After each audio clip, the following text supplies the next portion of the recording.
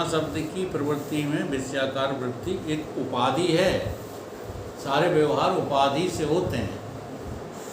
सो विषयाकार वृत्ति इंद्रियजन्य है कि नहीं? पहले इंद्री जो है बाहर की तरफ भागी, तब उसने जो है विषय को ग्रहण किया। ऐसी प्रक्रिया तो होती है। तो इंद्रियजन्य क्या है? विषयाकार वृत्ति। इंद्री उसका साधन बन गई। जो वृत्ति तुम्हारी बनी उसका साधन कौन बन गया? इंद्री बन गई। प्रमापने की उपाधि जो वृत्ति, उसको इंद्रियजन्य होने से उपहित जो प्रमा, सो भी इंद्रियजन्य ही है। इसलिए इंद्रिय प्रमा का साधन है। इंद्रिय यथार्थ ज्ञान का साधन है, यथार्थ ज्ञान नहीं है, साधन है। साधन है। ये तो बात आती है ना समझ में। परंतु अंतःकरण का परिणाम सारा प्रमा नहीं है। अंतःकरण जो हमारे भीतर है और उसकी जो वृत्ति बनी है, अभी इंद्रिय के द्वारा बाहर गई नहीं है। हाँ, तो वो इंद्रियजन्य हो जाएगी क्या? वो इंद्रियजन्य नहीं होगी। तो उसी की बात कर रहे हैं। यथार्थ ज्ञान कहाँ होता है? वृत्ति में होता है। इंद्रिय के द्वारा जो बाहर ज्ञान होता है वो यथार्थ ज्ञान नहीं होता। किंतु शरीर के भीतर जो अंतःकरण, उसका विषय घट आदिकन को तो परिणाम कहे हैं। प्रमाण जो है कहें, जो घट आदि देखे तुमने उसका प्रमाण तो है इंद्रियां। अब कुछ देखा ही नहीं है और फिर भी दिख रहा है। बिन पद चलो सुनो बिन काना, ये सब होता है कि नहीं होता है? तो इसमें तुम प्रमाण क्या दोगे? इंद्रिय है ही नहीं। और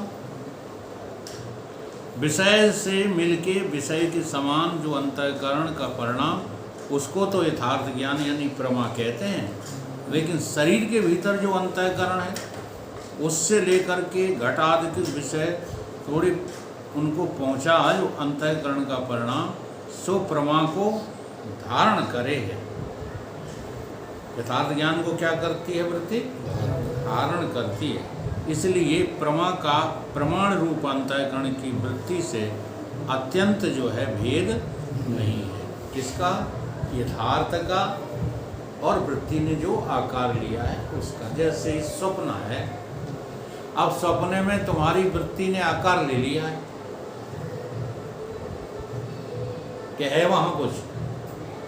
नहीं है। अब जो आकार ले लिया है और जो आकार दिख रहा है और तुम्हारी वृत्ति, इन दोनों में वहाँ कोई भेद है? सपने की बात करना नहीं है, कोई भेद नहीं।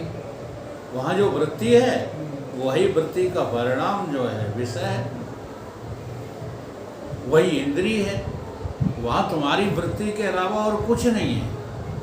वृत्ति है वो, वृत्ति है, वृत्ति तो है, लेकिन वृत्ति के अलावा ना तो इंद्रिय है न इंद्रिय जन्य ज्ञान है कहीं कुछ? नहीं है, नहीं है, केवल वृत्ति है। हाँ, तो उस जगह का नाम क्या है? उसी को जो है यथार्थ ज्ञान है। चेतन तो है वो। चेतन कहाँ नहीं है? चेतन वो मैं पहले ही समझा चुका हूँ कि चेतन को अलग करके किसी भी का भी अध्ययन मत करो।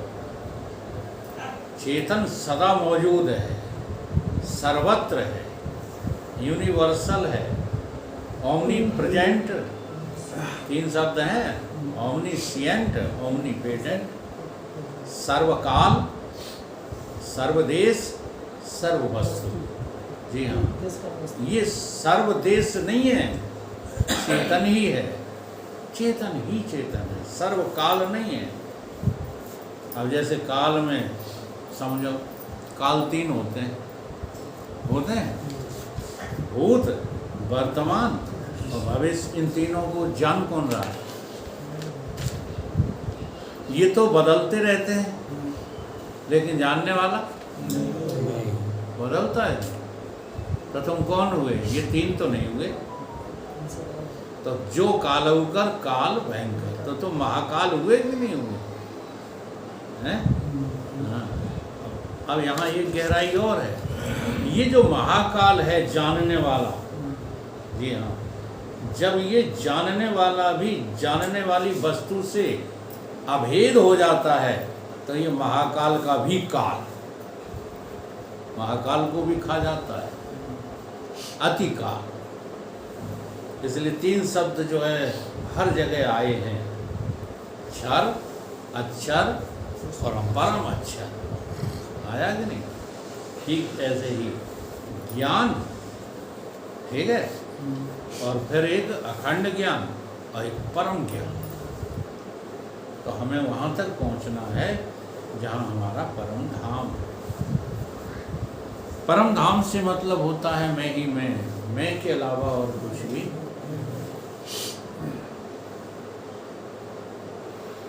तो इस रीत से बाहर के पदार्थन का प्रत्यक्ष ज्ञान जहाँ होता है तहाँ अंतःकरण की वृत्ति बाहर जाए के विषय घट आदि को तिनके समान रूप को धारण करती है, ठीक। और शरीर के अंदर कहीं वृत्ति जाती नहीं है, शरीर के भीतर जाती थोड़ी है।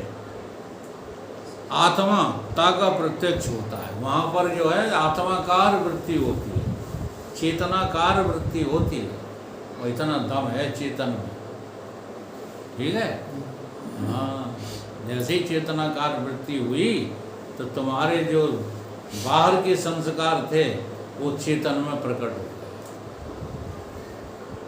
है चेतन।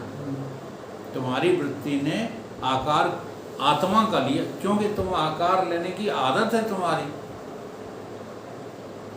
अब वहाँ कुछ नहीं मिला, हाँ, सपने में, तो तुमने किसका आकार ले लिया? आत्मा का। अब आत्मा का आकार जैसे ही लिया है, हाँ, साकार भगवान जो है प्रकट हो जाएंगे, और प्रकट हुए तो दुनिया खड़ी हो गई। अब वो भीतर वाली जैसे दुनिया नहीं है, ऐसे ही प्रभु की नज़र में, यानी कि ब्रह्मज्ञानी की नज़र में ये दुनिया है। एक बहुत पक्की बात है। अभ्यास करो, जितना ज़्यादा जो है इस बात का अभ्यास होगा उतना ही आपका काम बनता चला जाएगा।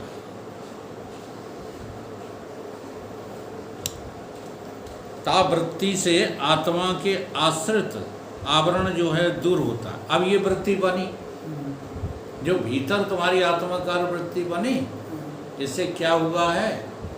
आवरण था ना जो 3 बोले जाते हैं, मल, विक्षेप, आवरण। आवरण माने पर्दा, अज्ञान का जो पर्दा पड़ा था वो पर्दा कट गया, बनता सुन। इसलिए स्वप्न की बड़ी महिमा है।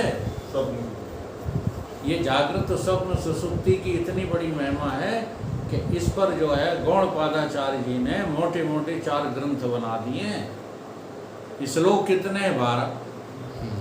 मांडव्य उपनिषद में श्लोक कितने हैं? मात्र 12। और 12 श्लोकों को समझाने के लिए 4 कारिकाएं बनाई हैं। हाँ, इतने मोटे मोटे ग्रंथ हैं, कारिकाएं। आदि गुरु शंकराचार्य जी के समकालीन थे, पता नहीं कौन थे, गौड़पादाचार्य उनका नाम था। उन्होंने 4 कारिकाएं लिखी हैं। उन 4 कारिकाओं का अभ्यास कर लो तो इसी जन्म में तुमको जो है ब्रह्मबोध हो जाएगा। ज़्यादा शास्त्र पढ़ने की जरूरत नहीं, एक ही उपनिषद पर्याप्त है, मांडव्य उपनिषद। अब लेकिन डायरेक्ट तुम सूत्र याद खूब कर लो, कुछ पल्ले थोड़ी पड़ता है। उन कारिकाओं का अध्ययन करना चाहिए।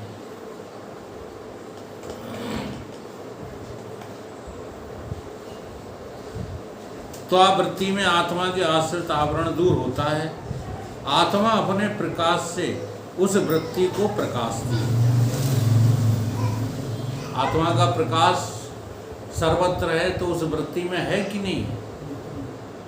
उसे प्रकाशता है। इसी कारण से वृत्ति का विषय आत्मा हो जाता है और चिदाभास रूप जो वृत्ति में फल ता का विषय आत्मा नहीं है। समझ में आ रही?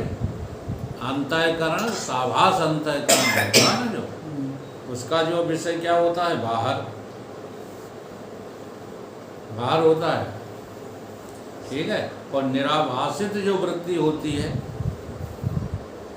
निराभासित, वहाँ उस अज्ञान का पर्दा कट गया। जो चिदाभास को अज्ञान हुआ था वो पर्दा कट गया।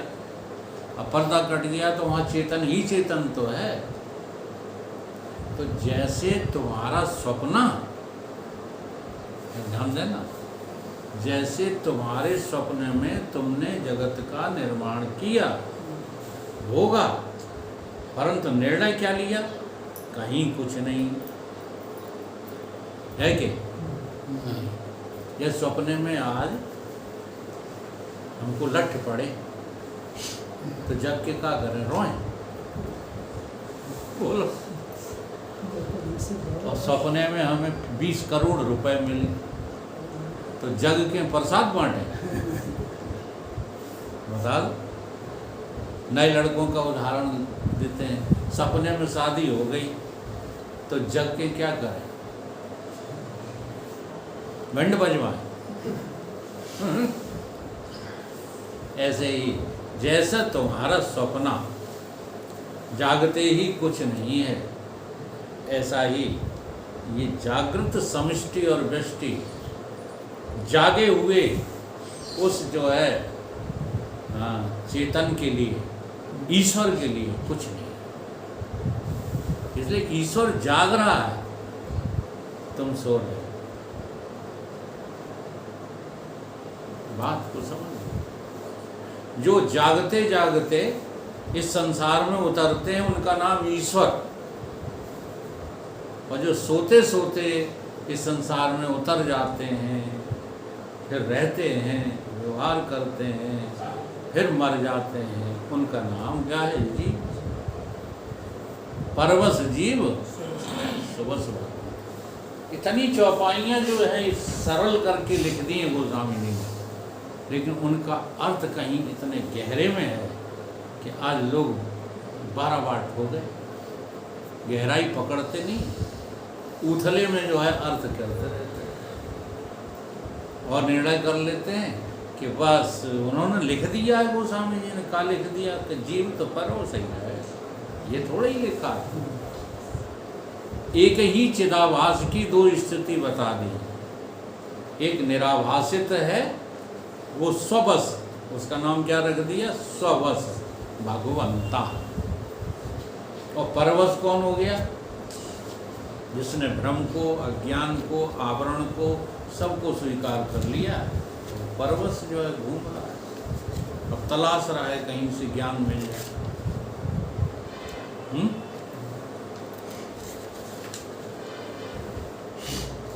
वह कहीं अंतर नहीं।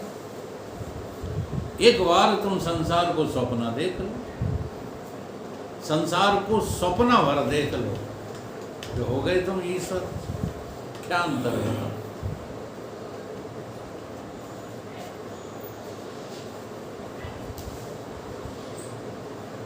पूर्ण बोध उसी का नाम है। वो ईश्वर क्यों है? क्योंकि उसे पता है कि मेरे में कभी कुछ होता नहीं है। तो जब दिख रहा है तब भी वो वैसा ही है कि ये जो दिख रहा है वो मैं ही हूँ, मेरे अलावा और कुछ नहीं। और नहीं दिख रहा है तब भी मैं ही, वो ब्रह्म है। ब्रह्म और ईश्वर में बहुत माइन्यूट फर्क है। जिसको ब्रह्म बोध हुआ है वो ईश्वर है। गुरु कौन है? ईश्वर है। और गुरु साक्षात परब्रह्म भी। 3 पदवी ईश्वर की दी गई, ब्रह्मा विष्णु महेश, और 4थी पदवी काई की है? ब्रह्म की। वहाँ कोई ईश्वरत्व जीवत्व है ही, ब्रह्मत्व में कोई ईश्वरत्व जीवत्व नहीं रहता। लेकिन बिना ब्रह्मबोध के ईश्वर को अस्वीकार करना अज्ञानता है, अविद्या जन्म। जैसे लोग नास्तिक हो जाते हैं, कहने लगे ईश्वर ईश्वर कुछ नहीं।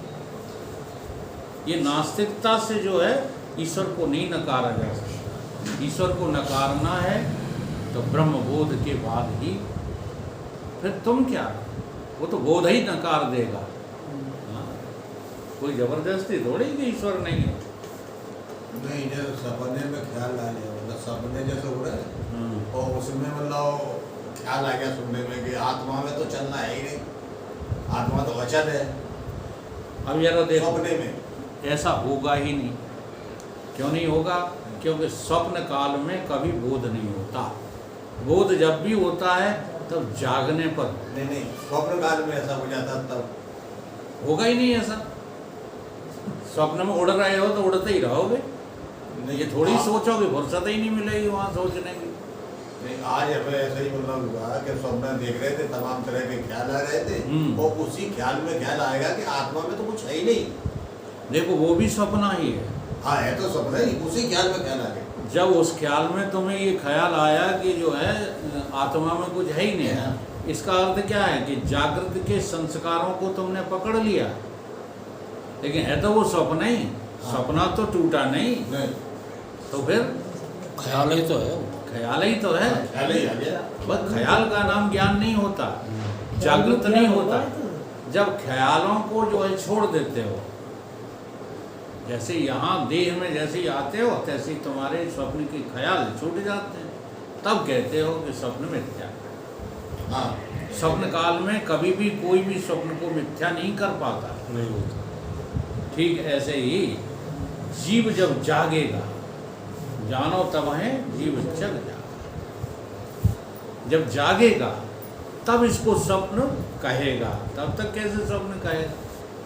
स्वप्न में तो रोते हो, स्वप्न में तो पिटते हो, स्वप्न में तो दुख होता है, स्वप्न में मरते भी हो। उसी ख्याल में तो राहत मिल जाती, उसी में। हाँ,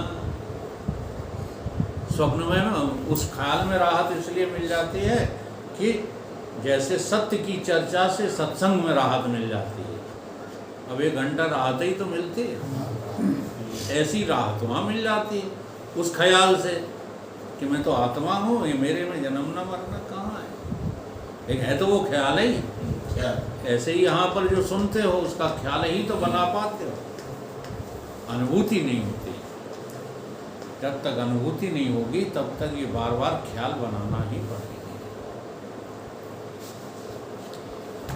देखो फिर अगला चैप्टर आ गया। या प्रकाश से साक्षी आत्मा स्वयं प्रकाश रूप होती है, ये सिद्ध हुआ। 10 मिनट है। रहने दो, फिर वो चलेगा नहीं। अगला चैप्टर बहुत बड़ा है। अगला वाला जब छोटा ही है, 2 से हाँ 6 जी। और 2 से 7 इतना ही तो। इतना जो है अभी थोड़ी हो जाएगा 10 मिनट में। 2 से 6 कहाँ, 1 2 तीसरे पेज पर है। ऊंचा कहाँ 2 से 7 नीचे कहाँ? भाई 2 से 6 के नीचे देखो बीच में 5 चल रहा है। अब 5 चल रहा हो तो एक प्रश्न 2 से 6 है। हाँ, प्रश्न बन 2 रहा से है, 7 छः। जो 2 से 2 7 से 7 नहीं तो हाँ नहीं तो शुरू 2 से 7 ये तो ही है। 2 से 6 हो जाएगा। अच्छा ठीक, 2 से 7 2 से 7 बहुत बड़ा है। 2 से 7 बहुत बड़ा है। बन तो ठीक है, चलो इतना तो हो जाएगा। एक प्रश्न किया गया है कि इंद्रिय संबंध के बिना अहम ब्रह्म ये ज्ञान कैसे होगा? ये प्रश्न है। इंद्रिय से जब तक मेरा संसर्ग नहीं जुड़ता तब तक ये मैं ब्रह्म हूँ, ये ज्ञान कैसे हो गए? ये तत्व दृष्टि ने प्रश्न किया है। इसका जवाब जो है आपको उत्तर मिलेगा 2 से 7 में। हाँ, ये केवल प्रश्न ही प्रश्न है। प्रश्न ही। हाँ, तो चलो समझा देते हैं। तत्व दृष्टि का ये प्रश्न है कि इंद्रिय के संबंध बिन अहम ब्रह्म ये ज्ञान कैसे भय प्रत्यक्ष प्रभु मोको कहो बखान। ब्रह्म के अपरोक्ष ज्ञान तय सकल अविद्या जाल का नाश होता है, परोक्ष ज्ञान से नहीं, ये पहले कह चुके इसी विचार सागर ग्रंथ में ये पहले कह दिया गया। क्या कि परोक्ष ज्ञान से। परोक्ष ज्ञान क्या है? परोक्ष ज्ञान किसको कहते हैं? ब्रह्म है। हाँ, ये परोक्ष ज्ञान है। ब्रह्म कोई है या ईश्वर कोई ईश्वर है। पता वता नहीं है, हाँ विश्वास है, विश्वास। इसका नाम परोक्ष ज्ञान होता है। तो क्या कह रहे हैं कि परोक्ष ज्ञान से अविद्या नहीं कटती। हाँ, चाहे तुम वर्षों चिल्लाओ, वो यही होता है। परोक्ष ज्ञान वाले, परोक्ष ज्ञान तो अब देखो रिक्शा वाले को भी होता है, जो दिन रात मेहनत में लगे रहते हैं, कभी वेद शास्त्र गुरु संत के नज़दीक भी नहीं जाते, वो भी कहते हैं भगवान से डरो, देखो वो तुम नीली छतरी वाला तुम्हारी झंडी सतर कर देगा। कहते हैं कि नहीं कहते? तो ये परोक्ष ज्ञान से कभी भी अविद्या का नाश नहीं होता। या यों कहो मुक्ति कभी नहीं मिलती, न धन्ना जाट को मिली, न जो है सदन कसाई को मिली, न और कौन कौन है पुराने भक्त, हाँ गणिका को मिली, किसी को नहीं मिली। जब मुक्ति मिली तब ज्ञान से ही मिली। उस भक्ति की पराकाष्ठा नहीं, यानी विश्वास की पराकाष्ठा नहीं। परोक्ष ज्ञान में विश्वास तो बहुत तगड़ा हो जाता है किसी किसी को। जैसे हमारे यहाँ एक पंडित आता था, क्या नाम था उसका, मोटा वाला पंडित, वो चत्थर का, राधाचरण। हम गए मिलने के लिए, एक दो नहीं ऐसे कई लोगों ने शरीर छोड़े। तो वो मरते समय यही कह रहा था, उन्हें कहो क्या हाल है, अरे वकील साहब आपने गुरुता पूरी मेरे ऊपर जो है उड़ेल दी है, ब्रह्म हूँ मैं। हाँ, और संजय को पता चला मर गया, तो मुक्ति थोड़ी हो गई।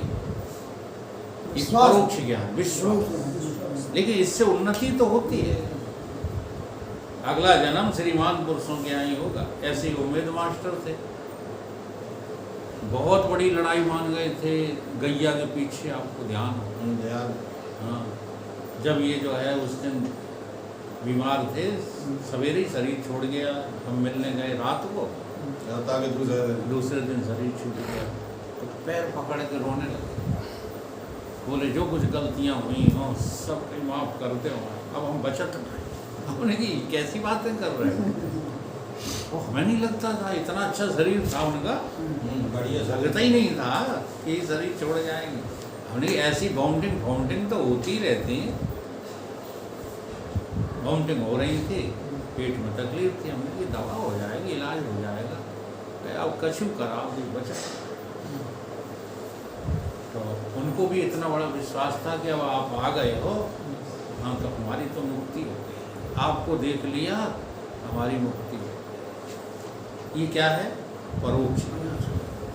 मुक्ति सदैव जो है अपरोक्ष दृढ़ता से होती है, स्व अनुभूति से होती है। स्वानुभूति गुरु के हाथ रखे रहने से भी मुक्ति नहीं होती है। हाँ, गुरु का इतना बड़ा ऋण तो हो जाता है मुक्त जो है पुरुष के ऊपर, कि जब वो मुक्त हो जाता है तब भी अपने गुणगान नहीं करता, गुरुदेव के गुणगान। इतनी बड़ी कृपा तो गुरु की होती है। तो वही यहाँ ये कह रहे हैं कि अहम ब्रह्म यह ज्ञान कैसे ये प्रत्यक्ष मोह कहो बखान, तो परोक्ष ज्ञान से नहीं होगा। इसके विषय शंका करते हैं, ब्रह्म का ज्ञान प्रत्यक्ष बनता नहीं, क्योंकि इंद्रियजन्य ज्ञान प्रत्यक्ष होता है और ब्रह्म का ज्ञान इंद्रियजन्य होता नहीं। तो कि कैसे होगा, प्रश्न ये है। ठीक, परोक्ष ज्ञान से मुक्ति होती नहीं और प्रत्यक्ष ज्ञान से भी मुक्ति नहीं होती नहीं, क्योंकि प्रत्यक्ष तो विषयों का होता है, ब्रह्म का चेतन का प्रत्यक्ष होता नहीं है। तो पूछता है तत्वदृष्टि शिष्य, हे प्रभु कृपा करके ये बतलाओ कि मुक्ति कैसे होगी, किस ज्ञान से होगी, किस तरीके से होगी। बोलिए सतगुरु भगवान की